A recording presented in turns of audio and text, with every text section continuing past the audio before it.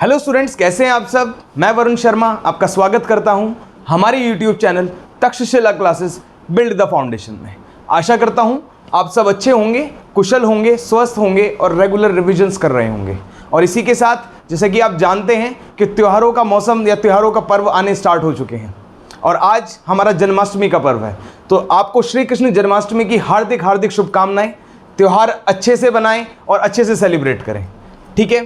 तो जैसा आप जानते हैं कि हम अपनी पिछली कुछ क्लासेस से रीजनिंग में काउंटिंग द फिगर्स का टॉपिक डिस्कस कर रहे थे और उस टॉपिक को हमने बिल्कुल बेसिक से समझने की कोशिश की। उसके बाद हमने उसके क्वेश्चंस लगाए, क्वेश्चंस की हेल्प से समझने की कोशिश की।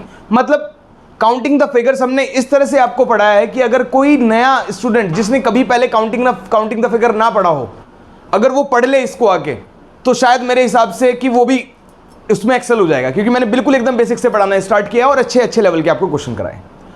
आज जो हम टॉपिक स्टार्ट करने वाले हैं, जो टॉपिक आज हम डिस्कस करने वाले हैं, वो टॉपिक हमारा रहेगा वर्बल रीजनिंग। वर्बल रीजनिंग अभी तक हम normal number series, alphabetical series या फिर रिपीटेड सीरीज हमने ये समझने की कोशिश की, इनके कॉन्सेप्ट समझने की कोशिश की। उसके बाद हमने काउंटिंग द फिगर समझा। अब सर ये वर्बल रीजनिंग क्या है? सर वर्बल रीजनिंग जो रीजनिंग होने वाला है, इसमें आपको सेट ऑफ स्टेटमेंट्स मिलेंगे इन वर्ड्स। किसमें? वर्बल मीन्स ये वर्बल रीजनिंग का मतलब यही है कि आपको सेट ऑफ स्टेटमेंट्स मिलेंगे इन वर्ड्स, जिसको आपको डिकोड कर कर आपको उनका आंसर देना होगा। ठीक है, समझ में आया मैंने क्या कहा? दोबारा से रिपीट कर देता हूं। वर्बल रीजनिंग को इस तरह का रीजनिंग का पार्ट है जहां पर आपको क्या मिलता है? सेट ऑफ वर्ड्स मिलते हैं या सेट ऑफ स्टेटमेंट्स मिलते हैं। किसमें? वर्ड्स में। ठीक है, समझ में आया? चलिए, अब वर्बल रीजनिंग क्या होता है? वर्बल रीजनिंग को हम फर्दर 4 कैटेगरी के अंदर डिवाइड कर सकते हैं। किसके अंदर? 4 कैटेगरी के अंदर डिवाइड कर सकते हैं।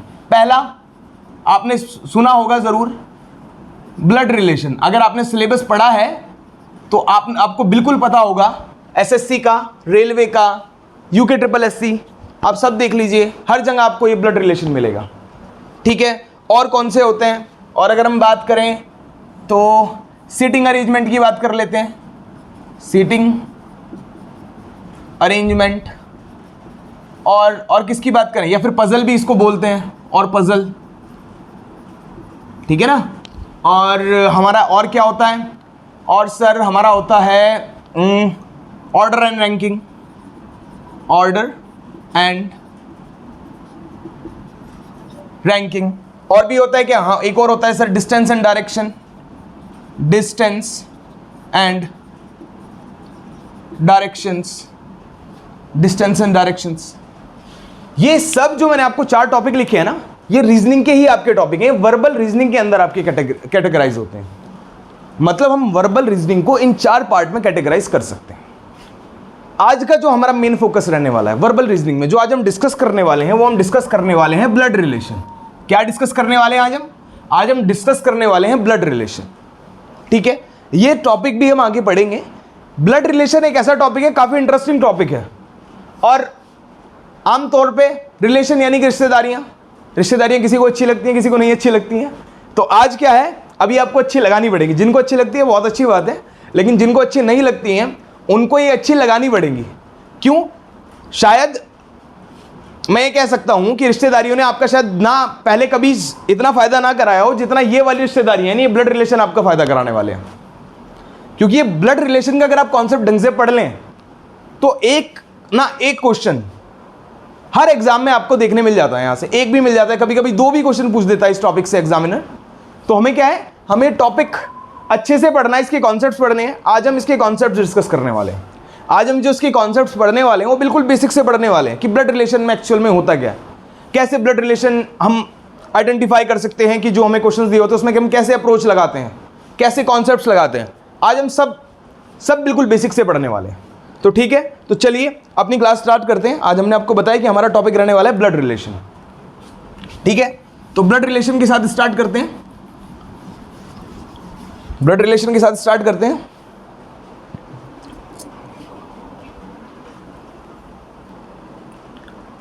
हाँ जी, तो आज हमने आपको क्या बताया? हमने बताया कि आज हम पढ़ने वाले हैं ब्लड रिलेशन।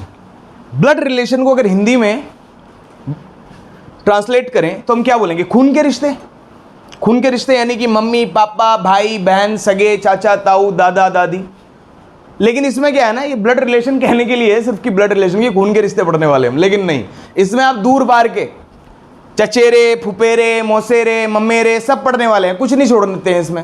कहने को तो ब्लड रिलेशन है, कहने को ब्लड रिलेशन है, लेकिन दूर पार आपकी चाची के, फूफा के, चाचा के लड़के की वहां शादी हुई, वो बताओ जी कौन है, तो सब पूछ लेंगे आपसे, कुछ नहीं जोड़ने के।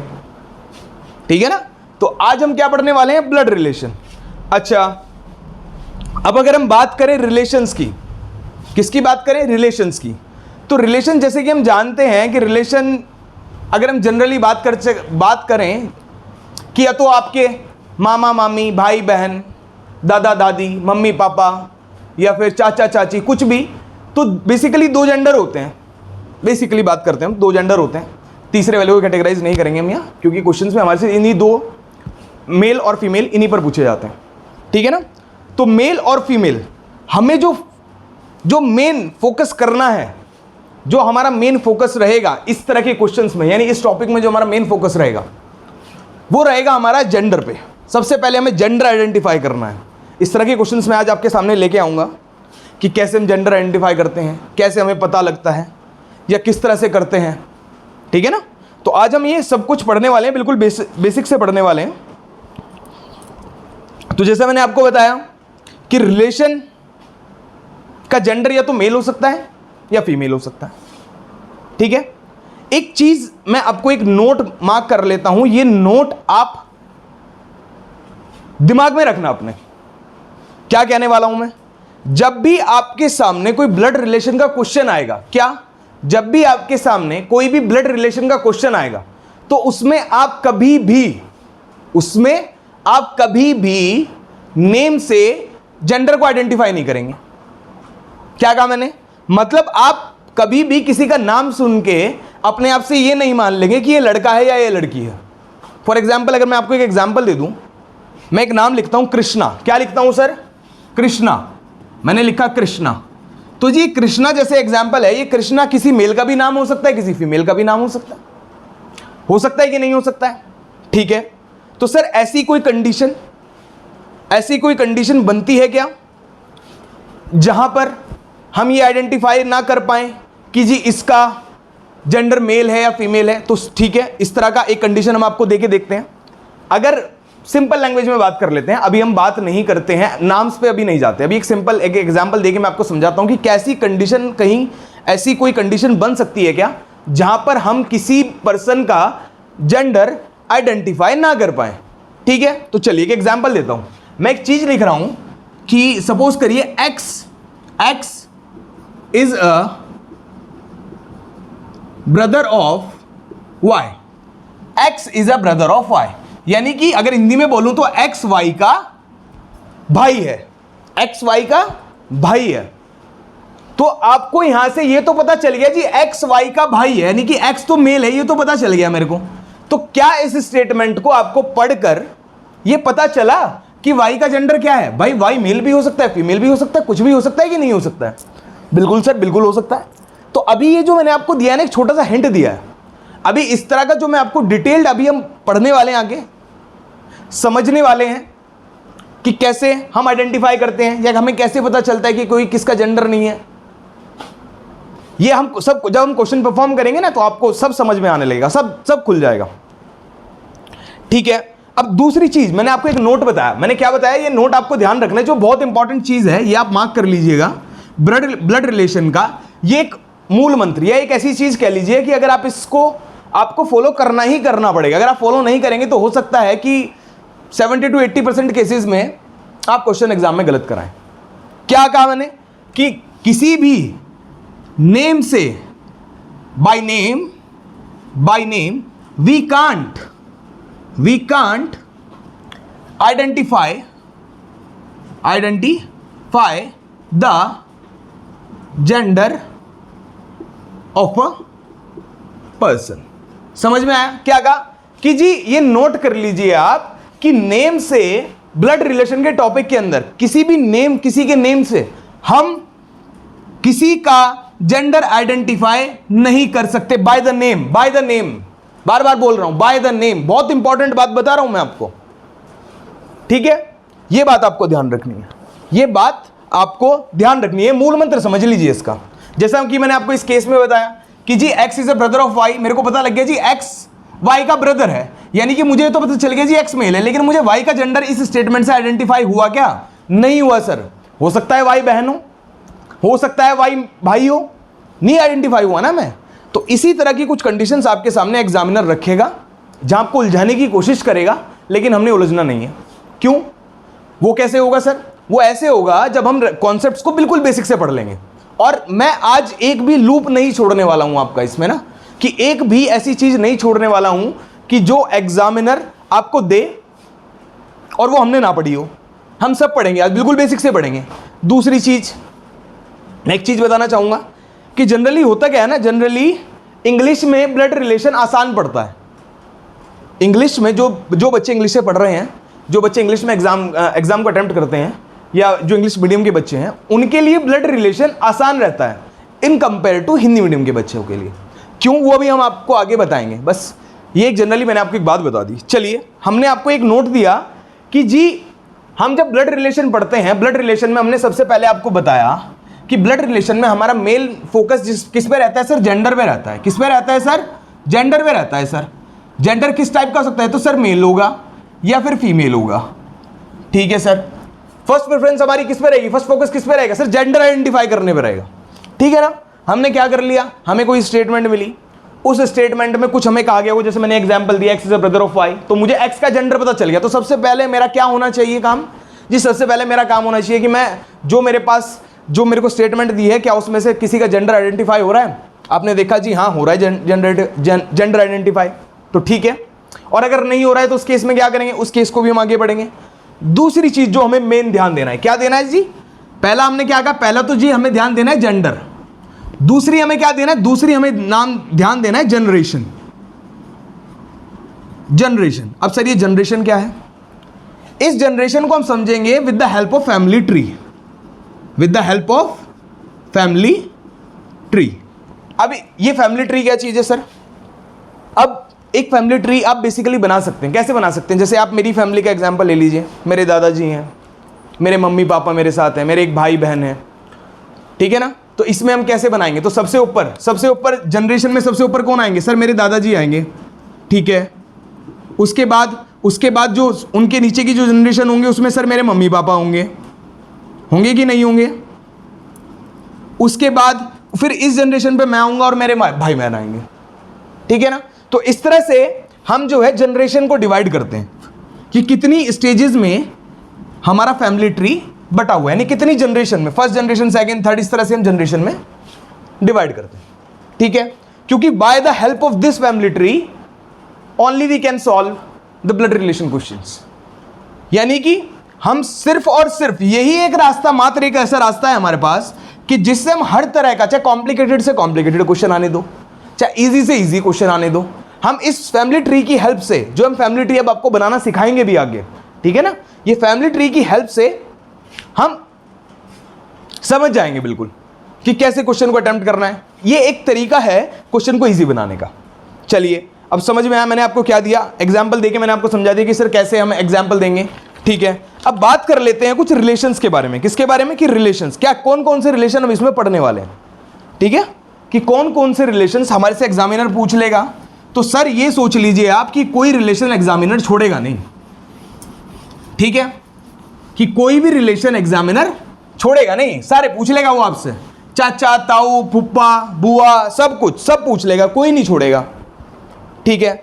अब मैंने आपको एक बात कही थी अभी थोड़ी देर पहले कि इंग्लिश के बच्चे जो ब्लड रिलेशन पढ़ते हैं उनको इजी क्यों पढ़ता है, अभी आपको समझ में आ जाएगी। अब एक एग्जांपल देता हूं मैं। इंग्लिश में अंकल किसको कहा जाता है भाई? चाचा को भी इंग्लिश में अंकल ही कह देते हैं, देखा जाए तो मामा को भी इंग्लिश में अंकल ही कह देते हैं, ताऊ को भी इंग्लिश में अंकल ही कह देते हैं कि नहीं कह देते हैं? कह देते हैं, ठीक है।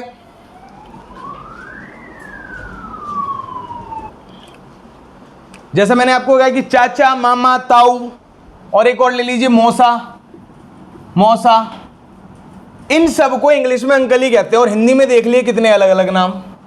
तो जितने अलग नाम उतने ज़्यादा रिलेशन, जितने ज़्यादा रिलेशन उतना ज़्यादा कॉम्प्लिकेशन इन क्वेश्चंस।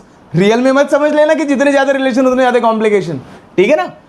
तो मैंने क्या कहा, अब आप देखिए ना, यहीं से आपको समझ में आ जाएगा सर हिंदी में तो इतने सारे नाम हैं, इतने सारे नाम में हमें रिलेशन आइडेंटिफाई करना पड़ेगा, लेकिन इंग्लिश में इसको एक कॉमन अंकल ही बना दिया। तो बिल्कुल इसीलिए मैंने बोला था कि हिंदी मीडियम वाले बच्चों को थोड़ा डिफिकल्ट पड़ता है, लेकिन कोई डिफिकल्ट वगैरह कुछ नहीं होता। अगर आप कॉन्सेप्ट समझ लेना अच्छे से तो कोई बहुत डिफिकल्ट नहीं होने वाला है। चलिए अगर हम बात करें, हमारा एक रिलेशन क्या, एक आंटी, आंटी होंगी जी। अब आंटी किस किस को कहते हैं जी, चाची को भी आंटी कहते हैं जी, मामी को भी आंटी कह देते हैं, ताई को भी आंटी कह देते हैं, मौसी को भी आंटी कह देते हैं, कहते हैं ना आंट। समझ में आया, ठीक है। अब एक रिलेशन क्या पूछ लेगा, आपसे पूछ लेगा जी father in law, father in law. Father in law कौन होते हैं भाई, फादर इन लॉ कौन होते हैं। तो फादर इन लॉ की बात करें तो ससुर ही होंगे जी फादर इन लॉ। तो चलो एक तो है मदर इन लॉ, इसी तरह similarly mother in law, mother in law कौन हो जाएंगी, आपकी सास हो जाएंगी जी, मदर इन लॉ आपकी सास हो जाएंगी जी। अच्छा जी, अब एक आता है ब्रदर इन लॉ। क्या आता है जी, ब्रदर इन लॉ। अब इस ब्रदर इन लॉ में कौन कौन हो गए भाई, ब्रदर इन लॉ में देखो तो देवर आ गया जी हिंदी में, जेठ आ गया, ठीक है, और क्या आ गया जी, साला आ गया। ये सब आपके ब्रदर इन लॉ में आ गए। इसी तरह फिर सिस्टर इन लॉ में कौन आ जाएगा जी, सिस्टर इन लॉ।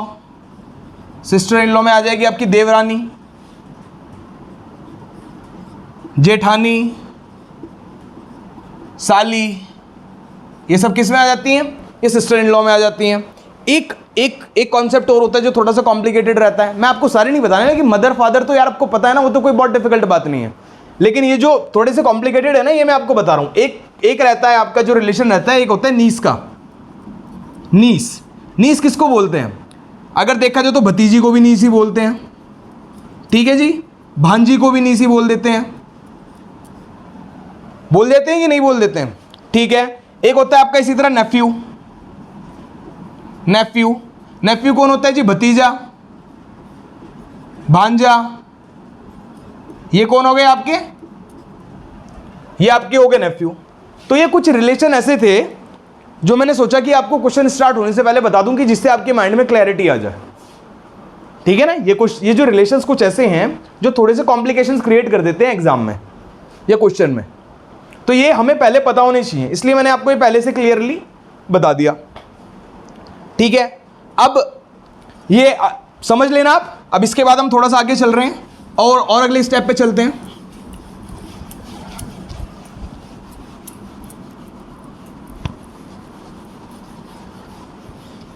अब सर, अब हम बात करने वाले हैं नोटेशंस की। नोटेशंस कैसे, मैंने आपको फैमिली ट्री का एग्जांपल दिया, फैमिली ट्री का एग्जांपल दिया। अब फैमिली ट्री के एग्जांपल में जैसे मैंने आपको बताया, सबसे ऊपर मैंने अपने दादाजी को डाला, फिर मैंने अपने मम्मी पापा, फिर मेरे भाई बहन आ गए। तो क्या मैं सब एग्जाम में इस तरह लिखने बैठूंगा क्या कि दादाजी लिखूंगा, दादी जी लिखूंगा? क्योंकि कहीं जगह ऐसा होता है कि हमें नाम नहीं पता होता, लेकिन ये पता होता है कि ये फला बंदा मेल है या ये फला बंदा फीमेल है। कुछ जब आप क्वेश्चन करेंगे आपको समझ में आएगा। तो हम इसको आइडेंटिफाई करने के लिए, इसको इजी बनाने के लिए कुछ नोटेशंस देते हैं। जैसे कि एग्जांपल कर दीजिए कि अगर मैं बात करूं मेल को हम नोटेशन देते हैं स्क्वायर का। मैं जनरली ऐसे ही करता हूं। फीमेल की अगर बात करें, फीमेल को हम डिनोट कर देते हैं सर्कल से। और अगर मैं किसी मैरिड कपल की बात करूं, कपल की, तो जी कपल को हम डिनोट कर देते हैं ऐसे, जहां पे ये डबल साइन बना दिख जाएगा मैं समझ जाऊंगा जी कपल है। क्योंकि ये आइडेंटिफाई करने के तरीके होते हैं, आपको समझ में आएगा। ये भी आपको शायद लग रहा होगा कि सर कुछ ऐसे ही बता रहे हैं, लेकिन जब क्या होगा, जब आप इसको क्वेश्चंस में रखोगे तो आपका क्वेश्चन चुटकियों में सॉल्व हो जाएगा। समझ में आया? आपका क्वेश्चन इजीली सॉल्व हो जाएगा। अच्छा, एक जैसे कि मैंने आपको बताया कि जनरेशंस होती हैं, बताया ना। तो अगर कोई सेम जनरेशन में है, तो सेम जनरेशन को डिनोट करने के लिए हम एक हॉरिजॉन्टल लाइन बना देते हैं। अगर कोई ऊपर या नीचे की जनरेशन में है, किस में, ऊपर या नीचे की जनरेशन में, नीचे की जनरेशन में, तो उसको डिनोट करने के लिए हम वर्टिकल लाइन बना देते हैं। अब ये सब जब मैं आपको चार्ट बनाऊंगा ना तो आपको समझ में आएगा कि सर ये आप जो बता रहे हो कैसे होता है। तो चलिए समझने की कोशिश करते हैं। अपना पहला क्वेश्चन लेते हैं और पहले क्वेश्चन से समझते हैं, ठीक है ना। और आज जो मैंने आपको बताया ना कि वो नाम से हम जेंडर आइडेंटिफाई नहीं करेंगे, इस पे आज मैं थोड़ा सा ज़्यादा जोर देने वाला हूँ, ठीक है। इसको थोड़ा सा आप ये कॉन्सेप्ट आप क्लियर कर लेना, क्योंकि मैं स्टार्टिंग में इसलिए बोल रहा हूँ क्योंकि क्या होता है ना कि बच्चे जनरली कई बार प्रॉब्लम कर जाते हैं ऐसे एग्जाम में, ठीक है ना। तो चलिए स्टार्ट कर लेते हैं। पहले आप ये नोट कर लीजिए, फिर उसके बाद स्टार्ट करते हैं। ये नोट कर लीजिए आप, ये नोटेशंस ना नोट कर लिए होंगे आपने। चलिए अब कुछ क्वेश्चन की मदद से जो मैंने आपको ये बताया कि भाई हम पहले जेंडर आइडेंटिफाई करते हैं, फिर जनरेशन करते हैं, और जनरेशन को फिर हम फैमिली ट्री में बनाते हैं, फैमिली ट्री में फिर हम ये नोटेशंस देते हैं। अब ये करते कैसे हैं, अब हम ये क्वेश्चन की मदद से समझेंगे, ठीक है। तो चलिए मैं आपके सामने पहला क्वेश्चन लिखने वाला हूँ। कोई बहुत डिफिकल्ट क्वेश्चन आज मैं आपके लिए नहीं लेके आऊँ, आज बेसिक्स क्वेश्चन लेके आया हूँ कि जिससे एक्चुअल में हमें समझ में आ जाए कि जो हमने कॉन्सेप्ट्स पढ़े हैं ये क्वेश्चन पे हम कैसे अप्लाई करते हैं, ठीक है। तो चलिए मैं आपके सामने पहला क्वेश्चन लिखूंगा और जो हिंदी मीडियम वाले बच्चे मैं उनको साथ साथ हिंदी में भी समझाता चलूंगा, ठीक है ना। तो चलिए ये क्वेश्चन लिखते हैं। क्वेश्चन है हमारा, B is a brother of D. B is a brother of D और D is a sister, D is a sister of E, D is a sister of E, और E is the brother of F. E is the brother of F. उसके बाद क्या कह रहा है, F is the sister of K. F is the sister of K. और फिर उसने पूछ लिया how K is related to B, ठीक है। क्वेश्चन को पढ़िए, समझने की कोशिश कीजिए। इतने में आपके सामने इसके ऑप्शंस लिख देता हूं, फिर उसके बाद मैं आपको क्वेश्चन समझाऊंगा। ब्रदर, सिस्टर, फादर और कैन नॉट बी डिटरमाइंड। तो चलिए क्वेश्चन को पहले समझिए। क्वेश्चन क्या पूछ रहा है हमसे, क्वेश्चन ने हमने क्या कहा था कि हम वर्बल रीजनिंग पढ़ने वाले, और ब्लड रिलेशन वर्बल रीजनिंग का एक पार्ट है। तो हमें क्या कुछ स्टेटमेंट मिलेंगे किसमें, वर्ड्स में, हमने जैसा आपको बताया था। तो वैसा ही हमें क्वेश्चन मिला है। क्या कहा गया उसमें, सबसे पहले क्या गया, B is the brother of D, यानी कि बी डी का भाई है। फिर आगे कह दिया D is the sister of E, यानी कि डी ई की सिस्टर है, और E is the brother of F. अब ई एफ का भाई है और F is the sister of K. F किसकी, के की सिस्टर है। तो अब ये पूछ लिया हाउ के इज रिलेटेड टू बी, मतलब जो पूछा क्या है, हमें पूछा है कि के का रिलेशन बताओ बी के साथ क्या है। मेरे को क्या बताना है, के का रिलेशन बताना है बी के साथ। यहां पर भी बच्चे गलती करते हैं। क्या गलती करते हैं, वहां तो पूछ लिया उसने के का रिलेशन बता दो बी के साथ। उसमें आपका क्या होगा, एग्जामिनर जब आपके साथ खेलता है ना तो पता क्या करता है, जो ऑप्शन आपको दिए गए हैं ना उस ऑप्शन में आपको बी का रिलेशन दे देगा के साथ। तो कुछ बच्चे क्वेश्चन पढ़ने में कहां कंफ्यूजन कर देते हैं लास्ट में कि के का रिलेशन दिया हुआ है बी के साथ, लेकिन बी का के साथ आंसर लगाते हैं। तो ये ध्यान रखना है हमने कि जिसका रिलेशन पूछा है जिसके साथ, हमें उसी के रिस्पेक्ट में बात करनी है। आई बात समझ में, क्या कहा कि जिसका रिलेशन पूछा है उसी के रिस्पेक्ट में बात करेंगे। चलिए सर, आपने बताया था कि सबसे पहला काम जो आपने ब्लड रिलेशन सॉल्व करने का बताया था कि सर सबसे पहले जेंडर आइडेंटिफाई करो और फिर उन्हें जनरेशन में फिक्स करो। करते हैं। तो सबसे पहले क्या कहा, B is the brother of D, B is the brother of D, यानी कि सेम जनरेशन की होगी, तो इसलिए हमने कौन सी लाइन बना दी, हॉरिजॉन्टल लाइन। और मेरे को बी का क्या, बी का जेंडर मुझे आइडेंटिफाई हो गया ना, क्योंकि बी ब्रदर है डी का। तो बी ब्रदर है, तो मैंने आपको क्या कहा था, जो मेल होता है मैं उसको किससे, स्क्वायर से डिनोट करता हूं। ठीक है सर, अभी तक क्या इस स्टेटमेंट को पढ़ के, सिर्फ पहली स्टेटमेंट को पढ़ के क्या मेरे को डी का जेंडर पता चला क्या? नहीं पता चला सर, अभी तक नहीं पता चला। चलिए आगे देखते हैं आगे क्या। अब क्या दिया, D is a sister of ई।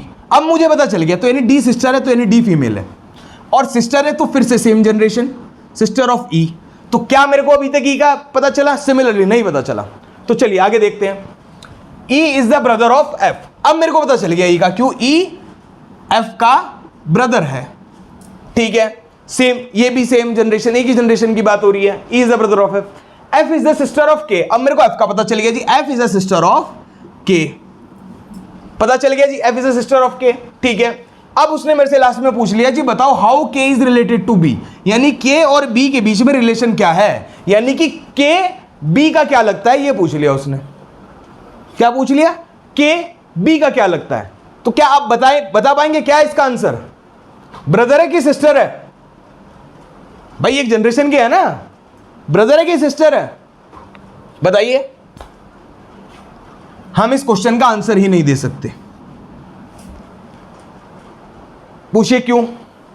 इसलिए नहीं दे सकते क्योंकि जी मुझे के का जब जेंडर ही क्लियर नहीं है कि के लड़की है या लड़का, तो मैं कैसे बता दूं के बी का क्या लगता है? नहीं बता सकता ना। इसीलिए मैं आपके वो बार बार जोर दे रहा था उस बात पे। किस बात पे? कि हम जब तक किसी भी बंदे का जेंडर आइडेंटिफाई नहीं कर लेते तो हम उसका रिलेशन भी किसी के साथ नहीं बता सकते। अब मैं क्या मान लूं भाई, ये लड़की भी हो सकता है, लड़का भी हो सकता है। अगर लड़की होगी तो ये मेरा आंसर सिस्टर हो जाएगा, और अगर लड़का होगा तो मेरा आंसर ब्रदर हो जाएगा। तो मैं क्या करूं? अब देखो एक चीज और बताता हूं। चलिए एक चीज थोड़ा सा और ऊपर लेवल पे जाते हैं। एग्जामिनर आपके साथ कैसे खेलेगा? चलिए आपकी नॉलेज टेस्ट करने के लिए वो क्या करेगा, मान के चलिए यहां पे वो रिलेशन दे देगा मदर। क्या दे देगा? मदर। और यहां सिस्टर की जगह हटा के वो कर देगा आपको ग्रैंडफादर, सपोज करिए ग्रैंडफादर। तो इस कंडीशन में आप क्या करेंगे? इस कंडीशन में सर आपके पास कांट बी डिटरमाइन का तो ऑप्शन है ही नहीं, जैसे कि हमारे पास पहले था। तो हमें क्या करना पड़ेगा? तो इस तरह से भी एग्जामिनर खेलता है। तो हमें क्या करना पड़ेगा? सर मैं देखूंगा कि जो मेरा फैमिली ट्री बना है वो एक ही जनरेशन का बना है, और एक ही जनरेशन वाला मेरे हिसाब से तो सर इसमें ऑप्शन नंबर ए है, तो अब आपका नंबर ऑप्शन नंबर ए हो जाएगा। तो ये चीजें थोड़ी समझनी पड़ेंगी आपको। जब तक मुझे किसी आदमी का जेंडर नहीं पता तो तब तक मैं रिलेशन नहीं बता सकता। पहला कंक्लूजन इस क्वेश्चन का निकला। लेकिन अगर जी ऑप्शन में कांट बी डिटरमाइन ना हो और मुझे जेंडर भी नहीं पता लग रहा, ऑप्शन में नन ऑफ दीज या कांट बी डिटरमाइन ना हो और मुझे जेंडर भी नहीं पता लग रहा, तो मैं क्या करूंगा सर? तो सर फिर आप जनरेशन चेक करेंगे, और इन बाकियों के बीच का रिलेशन चेक करेंगे। तो फिर आपको वहां से आइडेंटिफाई करके आंसर देना होगा। समझ में आया? अच्छा था क्वेश्चन, पहला था, बेसिक था, अभी हमने बेसिक किया है और इससे आपके थोड़े कॉन्सेप्ट्स क्लियर हुए होंगे। अभी हम थोड़ा सा क्वेश्चन का लेवल बढ़ाते हैं और अगला क्वेश्चन देखते हैं अपना। ठीक है, ये नोट कर लेना, जो मैंने आपको बताई है, जो कंक्लूजन यहां से हमने निकाले हैं, इनको आपको ध्यान रखना है। ये बहुत इंटरेस्टिंग चैप्टर है रीजनिंग का, बहुत इंटरेस्टिंग टॉपिक। आपको एक बार अगर फैमिली ट्री बनाना आ गया ना, तो मैं कह रहा हूं कि आप कोई भी कितना डिफिकल्ट क्वेश्चन आने दो, ज्यादा से ज्यादा उसको सॉल्व करने में 10 से 12 सेकंड लगने हैं। ये प्रैक्टिस, ये किससे होगा? ये प्रैक्टिस से होगा। चलिए अगला क्वेश्चन देखते हैं अपना। थोड़ा सा क्वेश्चन का लेवल बढ़ाते हैं और देखते हैं। ये क्वेश्चन समझने की कोशिश करना। रामूज mother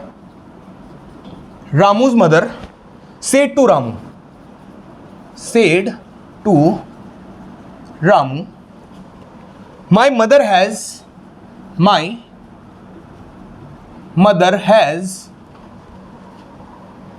one son. My mother has one son. ठीक है, whose son is Nilesh? Whose son is Nilesh? Whose son is Nilesh? How Nilesh is related to Ramu?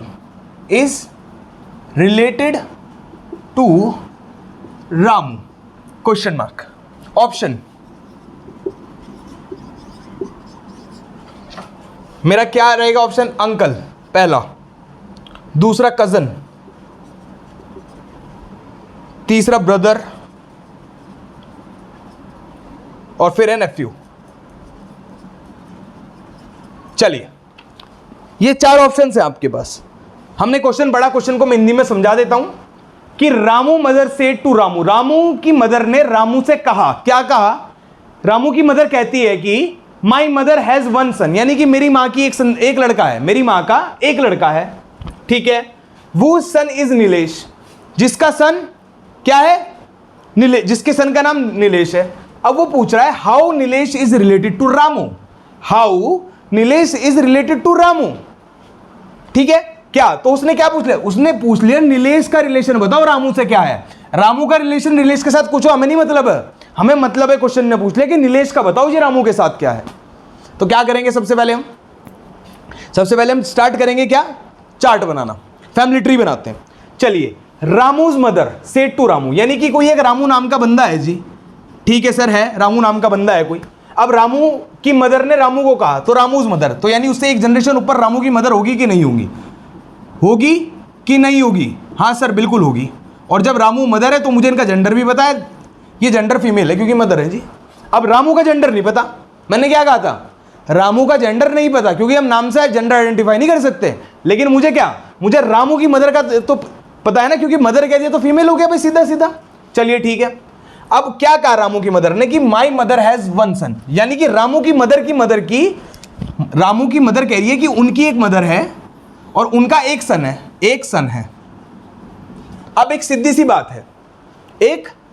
बात है, क्या ये भाई रामू की मदर हो गई, ठीक है। तो उनकी मदर का एक सन है, तो इन दोनों के बीच में रिलेशन क्या हो गया? भाई बहन हो गए कि नहीं हो गए हैं? हाँ सर बिल्कुल भाई बहन हो गए। अब वो क्या कहता है?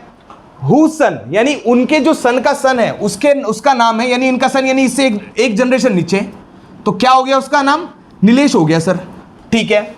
अब पूछ लिया how Nilesh is related to Ramu, how Nilesh is related to Ramu. अब मुझे नीलेश का जेंडर पता है क्या? हाँ मेरे को पता है। कहा ना sir, my mother has one son, और उसके सन का नाम नीलेश है। समझ में आया? ठीक है। अब तो उसने पूछ लिया मुझे बताओ जी नीलेश से रामू का क्या रिलेशन है। तो सबसे पहले हमने क्या देखा जी, ये सेम जनरेशन के अंदर आगे कि नहीं आगे। तो सबसे पहले हमारा दिमाग यहीं खटक जाना चाहिए कि जी ये जो आंसर होगा ना, ये एक सेम जनरेशन वाला आंसर होगा। तो सबसे पहले देख लेते हैं, नेफ्यू नीचे वाला हो गया, खत्म हो गया। अंकल ऊपर वाला हो गया, खत्म हो गया जी। या तो कजन हो सकता है या ब्रदर हो सकता है कि नहीं हो सकता है? बिल्कुल ठीक।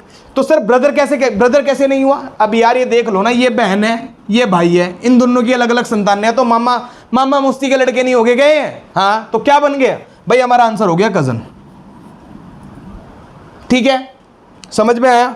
अब अगर मैं फैमिली चार्ट ना बनाता, चलिए एक क्वेश्चन और पुटअप करता हूं मैं आपसे ना, इसमें थोड़ा सा समझने की कोशिश करना आप। अगर मैं ये पूछ लेता कि उसने कहा कि Ramu mother said to Ramu my mother has one son, Ramu की मदर कहती है कि मेरे मदर का एक सन है। अगर वो यहां से एग्जामिनर आपसे क्वेश्चन डायरेक्टली पूछ लेता कि मुझे बताओ कि कम से कम यानी मिनिमम, कम से कम रामू की जो मदर है उनकी मदर के कितने बच्चे हैं, कम से कम उनकी मदर के कितने बच्चे हैं, कितने बच्चे हैं। तो जी कम से कम मैं आंसर दे देता, क्योंकि एक तो रामू की मदर मेरे सामने है और एक सन, तो जी कम से कम 2 तो हैं, बाकियों का मुझे पता नहीं, मुझे तो 2 ही बताया जी, ठीक है ना। तो इस तरह से एग्जामिनर कुछ क्वेश्चन पूछ सकता है आपसे एग्जाम में ना, जिसका आप जो है वन लाइनर सिंगल शॉट में आंसर भी दे सकते हैं, ठीक है। अच्छा लगा होगा क्वेश्चन, समझ में आएगा कॉन्सेप्ट अभी हम कैसे बनाते हैं, फैमिली ट्री समझ में आएगा। देखिए तो हम इसमें 3 जनरेशन बन गई, 1 2 3 जनरेशन। हमने कैसे आइडेंटिफाई करा भाई? ये सेम जनरेशन में है। अब जब ये सेम जनरेशन में आ रहे हैं तो इट मींस कि भाई जो ऊपर और नीचे की जनरेशन है वो तो खत्म। ब्रदर हमने खत्म कर दिया, क्यों? क्योंकि रामू की मदर और उनके भाई के बच्चे हैं दोनों आपस में, ठीक है ना। चलिए अगला क्वेश्चन देखते हैं। अगला क्वेश्चन देखते हैं। ये जो कॉन्सेप्ट रहते हैं ना इसके ब्लड रिलेशन के, ये ब्लड रिलेशन के कॉन्सेप्ट्स आप वैसे कितना भी पढ़ा लो, ये नंबर सीरीज और क्या नाम है, ये काउंटिंग द फिगर की कॉन्सेप्ट्स की तरह नहीं होते हैं। इसके तो आप कॉन्सेप्ट्स कितना भी पढ़ा लो, लेकिन जब तक आप इनको सॉल्व नहीं करेंगे क्वेश्चंस के थ्रू, तब तक ये समझ में नहीं आने वाले। ये क्वेश्चंस के माध्यम से बहुत अच्छे समझ में आते हैं, ठीक है ना। तो आज तो मैं कुछ बेसिक से क्वेश्चन लेके आऊँ, कल अच्छे क्वेश्चंस करेंगे और कुछ और नए कॉन्सेप्ट सीखेंगे। पहले अभी आज के क्वेश्चंस देख लेते हैं। अगला क्वेश्चन है मेरे पास, A has 2 children. A has 2 children, L and K, L and K, ठीक है। K is married, K is married to M. अब के की शादी हुई हुई है एम से, ठीक है जी। एम के बाद लिख लिया who, who is the son of R, who is the son of are.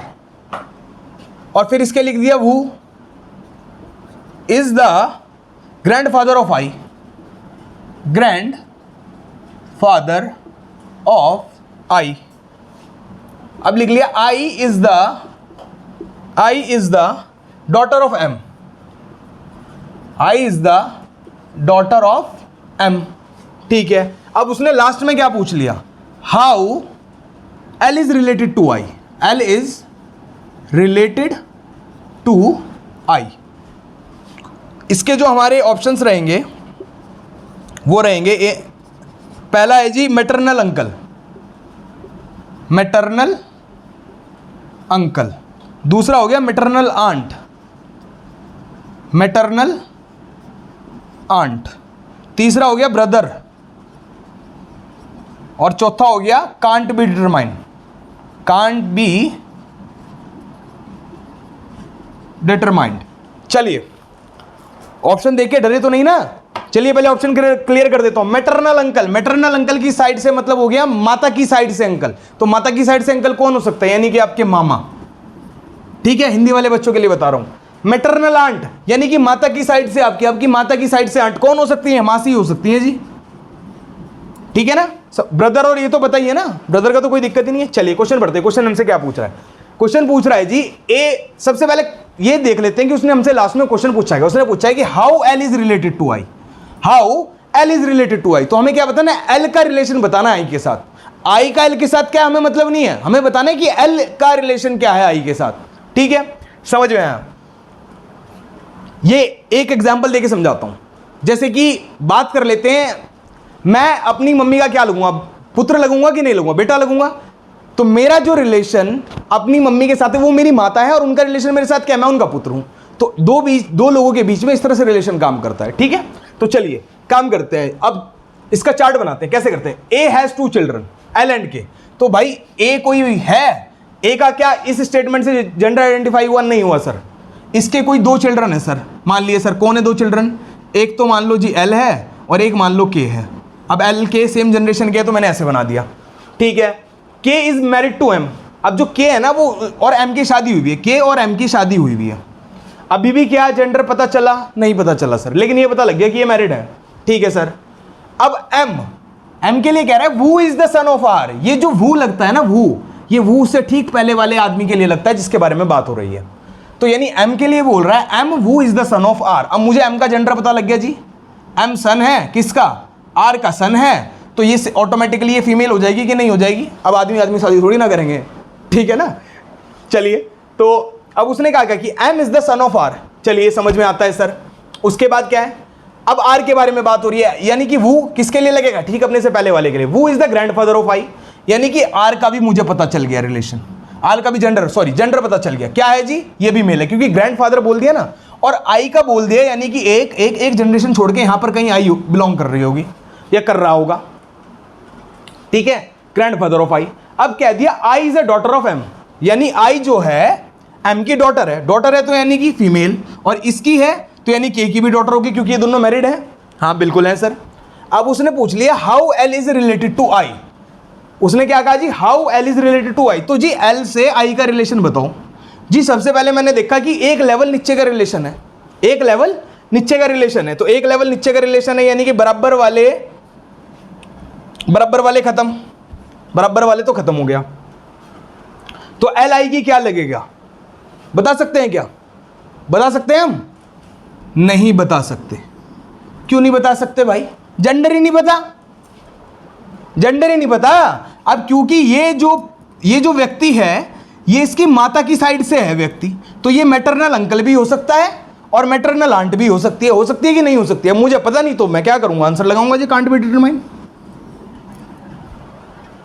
ठीक है, समझ में आया। तो आज मैंने आपको इस तरह के 2 क्वेश्चन कराए जिसमें हम जब तक जेंडर आइडेंटिफाई नहीं कर पाए तो हम रिलेशन नहीं बता पाए। ये चीज मैंने इसलिए आपको पहले करा दी क्योंकि बहुत से लोग या बहुत से बच्चे क्या है, अब काफी बुकों में क्या है, ये चीज बाद में दी गई है। मैंने पहले आपको इसलिए करा दिया कि आगे चल के हमें इस तरह की कॉन्सेप्ट में कोई गलती हमसे ना हो। तो चलिए एक क्वेश्चन और करते हैं और इस क्वेश्चन से समझने की कोशिश करते हैं कि हमसे क्या पूछ रहा है जियो। चलिए, क्वेश्चन है C is sister of B। C is sister of C is sister of B.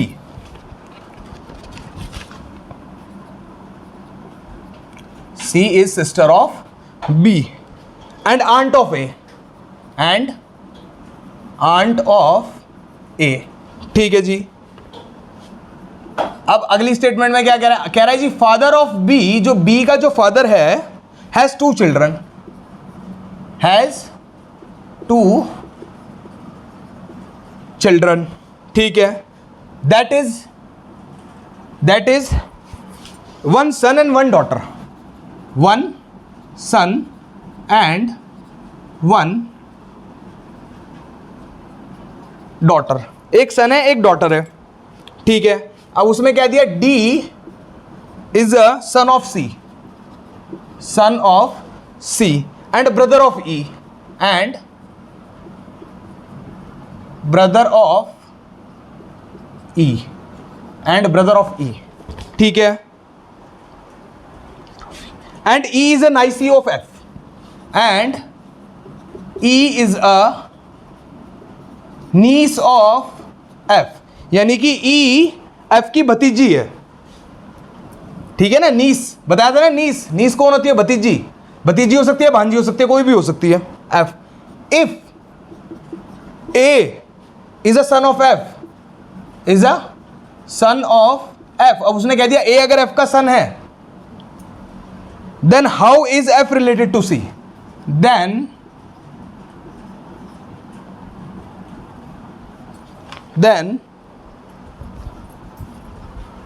Then how is F related to C, question mark.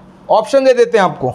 Option है कजन ब्रदर, कजन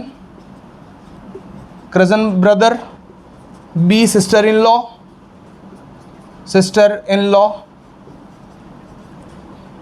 C है आंट सिस्टर, और D है नहीं aunt sister. चलिए देखिए, फिर है sister. चलिए ये देखिए, क्वेश्चन को पढ़िए इसको आप।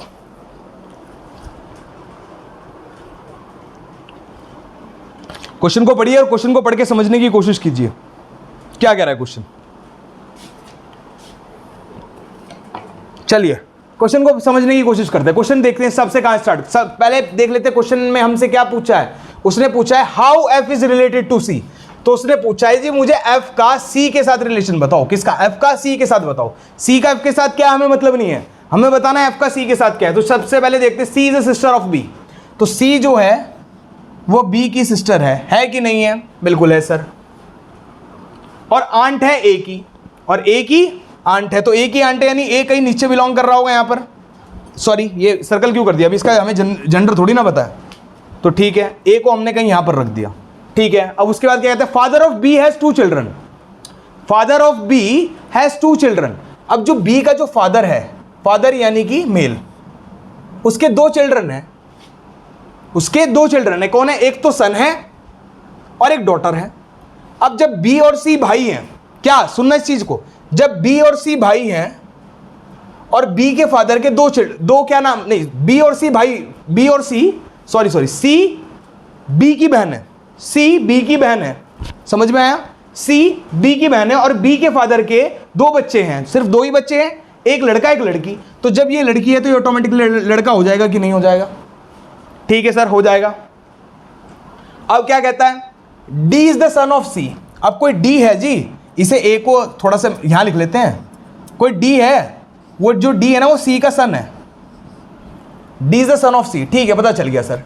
एंड ब्रदर ऑफ E, और E का ब्रदर है, तो यानी कि सेम जनरेशन, ठीक है। And the brother of E, हो गया यहां तक। उसके कह रहे हैं and E is the niece of F। अब E is the niece of F, यानी कि E F की या तो भतीजी है या भांजी है, दो ही हो सकते हैं ना। तो इस कंडीशन पे क्या F को मेरे को यही मानना पड़ेगा, क्या मानना पड़ेगा कि ये दोनों पति पत्नी है, तभी तो बात बनेगी। बनेगी कि नहीं बनेगी?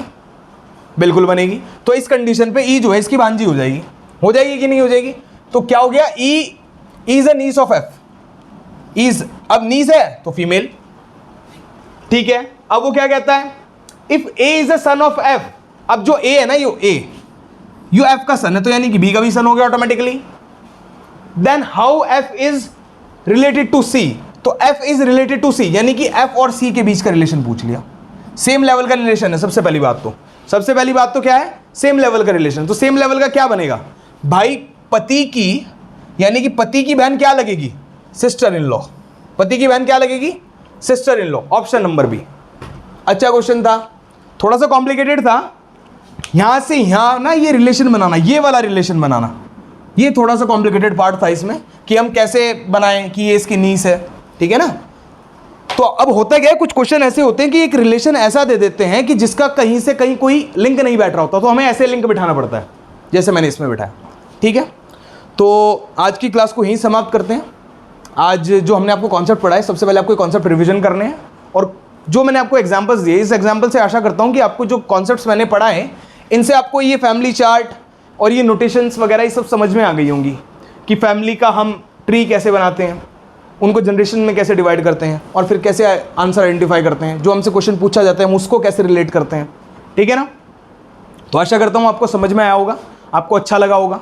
और अगर आपको हमारी क्लासेस और हमारा कंटेंट अच्छा लग रहा है तो प्लीज़ हमारे चैनल को लाइक करें, शेयर करें, सब्सक्राइब करें और ज़्यादा से ज़्यादा लोगों को जोड़ने की कोशिश करें। और जैसा कि आप जानते हैं कि हमारी ऑफलाइन क्लासेस हरिद्वार ज्वालापुर में चलती हैं। अगर आप हमसे ऑफलाइन जुड़ना चाहते हैं तो उसकी सारी की सारी डिटेल्स आपको डिस्क्रिप्शन बॉक्स में मिल जाएंगी, तो वहाँ से आप जाकर हमसे कॉन्टैक्ट कर सकते हैं। इसी के साथ आज की क्लास को समाप्त करते हैं और मिलते हैं हमारी अगली क्लास में।